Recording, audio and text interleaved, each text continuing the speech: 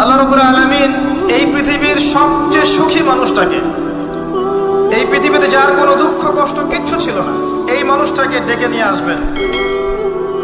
ডেকে নিয়ে এসে জাহান্নামে ঢোকাবেন এক মুহূর্ত সময়ের জন্য, ধরেন 1 সেকেন্ড বা 1 ন্যানো সেকেন্ড। এরপরে বের করে নিয়ে আসবেন, নিয়ে এসে বলবেন পৃথিবীতে কি সুখে ছিলে?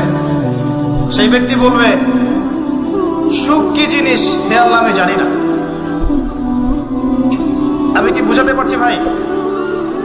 সুখ কি জিনিস আমি জানি না। আর আল্লাহ রাব্বুল আলামিন এই পৃথিবীর সবচাইতে কষ্টে থাকা মানুষটাকে ডেকে নিয়ে আসবেন, এনে জান্নাতে ঢুকাবেন, ঢুকে এক মুহূর্ত সময় রাখবেন, বের করে নিয়ে আসবেন। বলবেন পৃথিবীতে কষ্টে ছিলে? সেই বান্দা বলবে কষ্ট কি জিনিস আল্লাহ আমি জানি না। এটাই সেই আয়াতের ব্যাখ্যা বলা যায়। আল্লাহ পাক বলেছেন কুল্লু নাফসিন যায়িকাতুল মাউত, প্রত্যেকটা নফস বা আত্মা মৃত্যুর স্বাদ গ্রহণ করবে।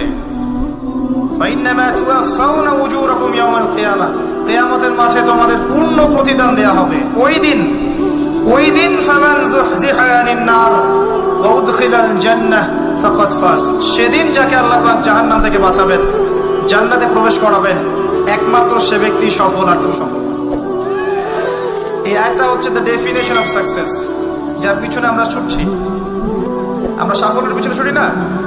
সফল হতে হবে, নিজের পায়ে দাঁড়াতে হবে, টাকা পয়সা করতে হবে, বাড়ি গাড়ি করতে হবে, ব্যাংক ব্যালেন্স করতে হবে, জমি জমা করতে হবে, একটা সুন্দরী গার্লফ্রেন্ড চাই, একটা স্ত্রী চাই, তাই না? আমরা সাফল্যের পিছনে ছুটতে চাই।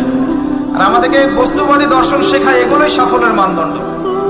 তা আল্লাহ পাক এখানে বলছেন যাকে জাহান্নাম থেকে বাঁচানো হবে আর জান্নাতে প্রবেশ করানো হবে, এই ব্যক্তি ছাড়া কেউ সফল না।